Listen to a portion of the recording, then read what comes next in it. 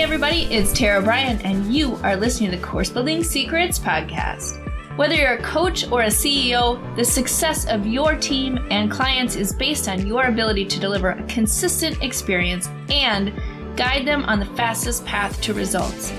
This podcast will give you practical, real-life tips that you can use today to build your online experiences that get results and create raving fans. Why? So you can monetize your expertise and serve more people without adding more time or team to your business. If you're looking to uncover your $1 million framework, package it, and use it to scale, you're in the right place. Let's dive in. Hey everybody, welcome to today's episode of the Course Building Secrets podcast. I am so happy to introduce you to James Hipkin today. Welcome, James, to the show. We're so happy to have you here. Give us a little bit of a sense for who you are, what your business is, and what you are up to. Hey, Tara, I'm really super happy to be here. I've been rattling around the marketing and advertising world for 40 plus years. The gray hair is quite legitimate. And the last 10 years, I've been focused on designing and building websites for large corporations. And then 5 years ago, we developed a product more specifically for smaller businesses. What we were finding is that while smaller businesses couldn't really afford to work with us, when I looked at the horrible websites they had, they really should be working with us. Right. So I wanted to create a product that would allow our knowledge and expertise to become available to six-figure business owners who are looking to step up their game. Yeah, that's so cool. So we haven't met before. We just were talking just briefly, but your story is very similar to mine, actually, because I have been, I own an agency. So we do full service e-learning design and development for large corporations. And I had exactly the same thing where I was like, I love working with large companies, but there are all of these people who are trying to create courses and they are atrocious and terrible, and they're not serving their people. So they're not growing and they're not building the business that they want to build. And so it was exactly the same thing where I was like, I have to help them. Like, what can I do? Yes, So, exactly. yeah. Exactly. I mean, we build websites for large corporations. Yeah. These are often have six-figure budgets. Yep. And, it's very interesting and fun work, but it also says we actually know what we're doing. Right. We've been working with the same 6-7 different design agencies and clients for more than 10 years. So clearly we're doing something right. So how do we bring that knowledge and expertise to bear to smaller business owners who have got to the point where, okay, we've got some traction. Now what? Right. Time to step things up. So that's the people we support. Yeah. Awesome. Okay. So let's get into it a little bit, because I'm curious to know the 6 seconds or less. So you are saying that there are ways to increase engagement on your website in 6 seconds or less, right? That's what you're saying? That's right. Okay. Well, tell us all about that, because it is, first of all, super important that you have a web presence so people can find you online and kind of do, do the research of who you are before they're going to, jump into your program, your coaching, your course or whatever, but you have to build it the right way. So tell us how we need to build it and how we get people's attention in 6 seconds or less. You said a couple of really important things so that they can find you online and so that they can see if you can solve their problem. Mm-hmm. And this is the most common mistake I see in websites. The website bleats away about how awesome the business is without any acknowledgement whatsoever to the problem that they're trying to solve. 100%. This is what I call inside out presentation, where it needs to be outside in. And the 6 seconds comes from the fact you've probably heard that a goldfish has an attention span of 9 seconds. I was going to ask if it was the goldfish. That's why I was like, that's where it's coming from. Yes. Well, that's a myth. It's not actually true. But regardless, as a business owner, you should be so lucky. Right, right. You've got 6 seconds or less to engage somebody who arrives at your website. And most of the people who get to your website have got there on a referral of some sort. Heard about you, heard you speaking, social media, some way they've heard about you.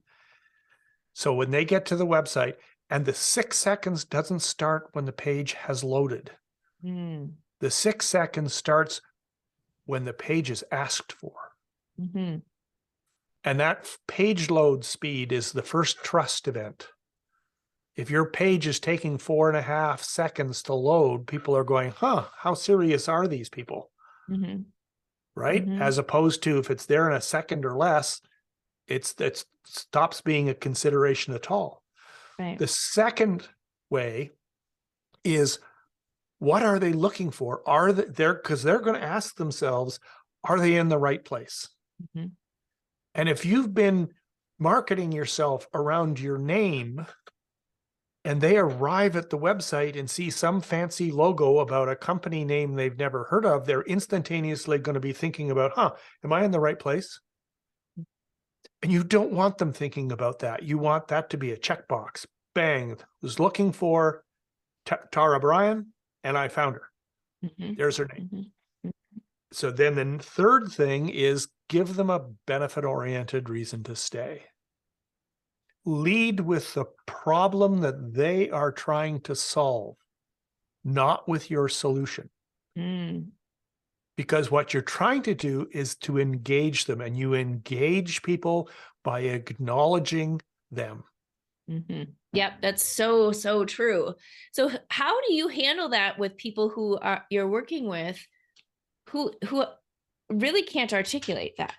Right? Like, there are some people who are creating courses and programs and whatever else, and they can't articulate like the problem they're actually solving. Well, usually what I do is I give them an exercise. I ask them to complete a customer avatar. Mm-hmm. And the customer avatar has 4 quadrants. The upper left-hand quadrant is demographically, what does your best customer look like? The upper right-hand quadrant is, what are their attitudes? Are they confident? Are they self-confident? Are they insecure? What are their attitudes? The demographics help you understand where they are and how to find them online. The attitudes help you understand how to talk to them. Mm-hmm. And then the lower left-hand quadrant is define their pain. What is the thing that they're struggling with? And then in the lower right-hand quadrant is where what's their gain from working with you? Right. Okay. And that gives you a really holistic view of your prime prospect. But there's another step, and this is the step that more often than not, yes, I have an avatar. Mm-hmm. Okay, the next step is map their journey. Yep. Map the journey from where they are to, I don't even know this problem exists, through to the kinds of events that might affect their life that would cause them to start thinking about this and go into the sort of consideration mode. And then the steps that they are going to take and the kinds of questions they'll have at that phase, then into prospecting, the kinds of questions they'll have in that phase. Your goal with the website is to support that journey so that, as opposed to just yelling at them when they get there, you're becoming a trusted compatriot in the journey to solve this problem. And that brings me to the next of the 6 ways, which is reasons to believe. Give them some credibility. This doesn't have to be the great American novel. A couple of powerful testimonials is much more effective than 13 testimonials in a carousel. Yeah. Yeah. All you need to do is just give them some objective evidence that your solution that you're proposing, you have the credibility to do that, and then map their pathway. Mm-hmm. I like to not use the word call to action. I like to use the word pathway. Interesting. Effectively, it's the same thing, but that change in the words changes the mindset around it. Mm-hmm. What you're trying to do is create pathways. Most people have 2 or 3 subsegments in their target audience. Mm-hmm. And each one of those subsegments should have their own avatar. And you want to create pathways that call out to those subsegments so that they're like, you're telling them the benefits they're going to get from following this pathway. And when they click the call to action button in that pathway, they'll be taken to a page, and two powerful and profound things have happened. They've told you exactly who they are, and they've given you permission to tell them about your product or service. So this is an engagement process that ultimately gets you to the other word that I don't like to use. Which is? Sales. Ah, yeah. Take sales out of your vocabulary. And again, it's effectively the same thing, but the mindset change that words are important. And think of it as my conversion event is an enrollment conversation. Yep. That's so powerful. And then that means that you're getting the right customers for the right reasons. I've done a lot of work in my past in loyalty marketing, big corporations, $30 million budgets, all around customer communication and customer loyalty. And 90% of loyalty problems can be traced to a flawed sales process. And this is why I use words like pathway and enrollment conversation. Now, you'll notice I'm talking about a website, but I haven't talked about anything technical about the website. I haven't talked about design. I haven't talked about, because the piece that's missing from most websites is strategy. Yep, 100%. Same thing with courses. Same thing with programs. I'm quite sure that's true. It's all, yeah. That's the conversation that's missing. It's interesting that you say that, because I'm always, people are like, what's the tool I should be using? Like, doesn't matter. What matters is all of this stuff that you're talking about right now. Right. That's the essential piece. And then the sixth way is make the page easy to consume. Lots of white space. Use visuals to support the words.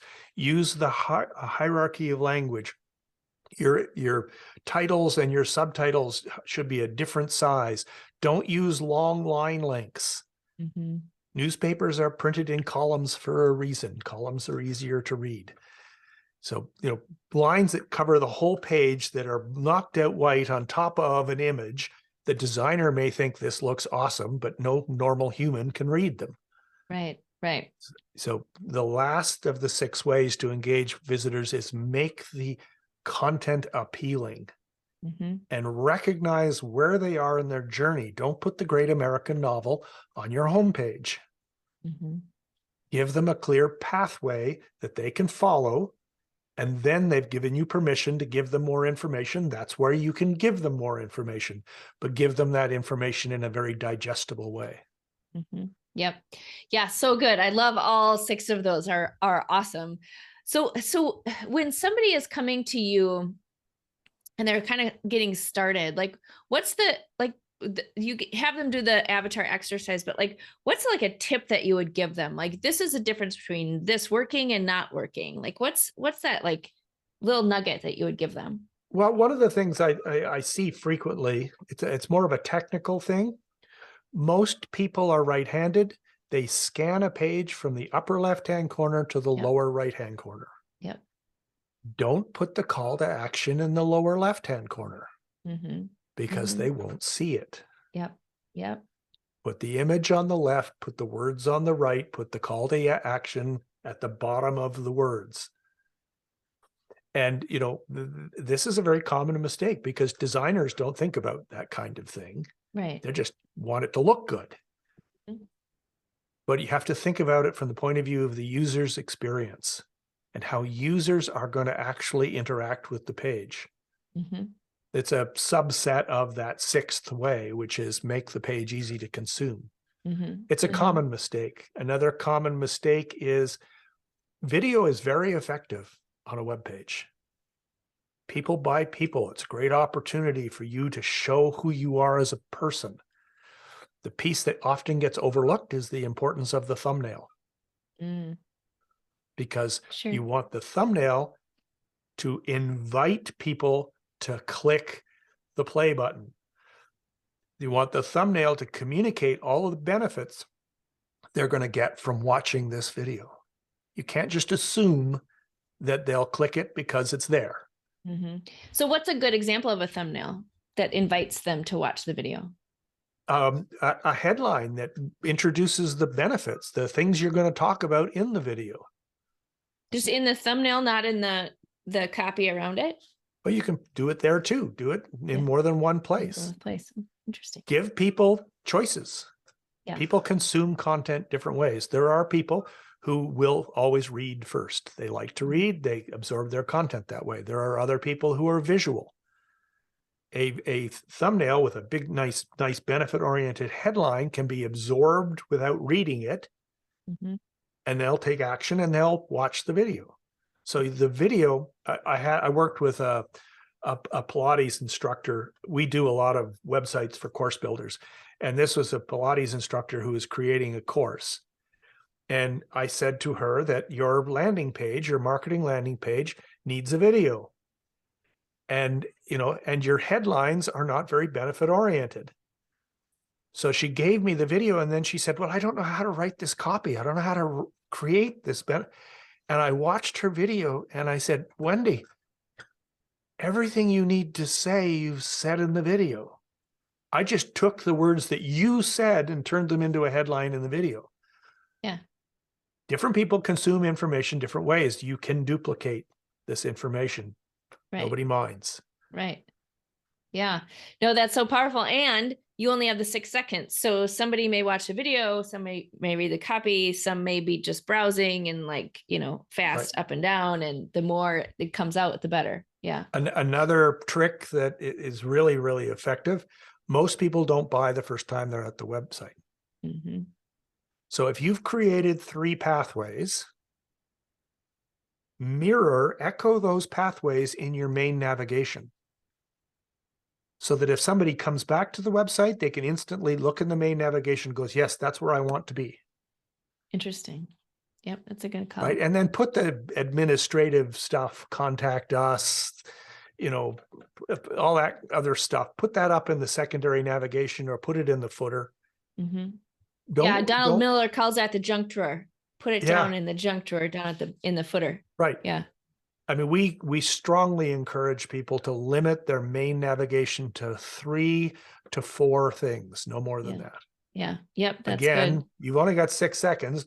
Don't have them spending a whole lot of time trying to figure out these 9 things in the navigation. Which one do I need to worry about? Right. Yeah. You've got them thinking about the wrong things. Yeah, for sure. That's awesome. Okay. So give us a book or resource or tool, something that is like your go-to that's helped transform you and your business more than anything else.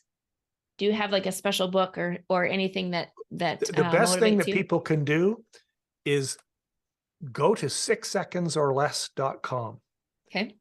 And that will give you an opportunity to book some time on my calendar, and we can have a 30-minute conversation about the strategy behind an effective website, and I will audit your website and give you some really valuable feedback on the things you're doing well and the things that could really be improved to improve the opportunity that you have with the website to create value for your customers and value for your business. That mutual exchange of value is the goal. Yeah. So go to 6secondsorless.com, and I'd be happy to audit your website and talk to you about some of these things in more detail. Awesome. All right. You heard it from James. Go check out his website. We'll put that also in the show notes so you have it.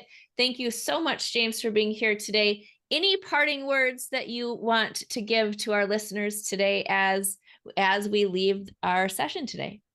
I think the key thing I like to tell people, there's so much flying around. There's so many shiny things. There's so many choices out there.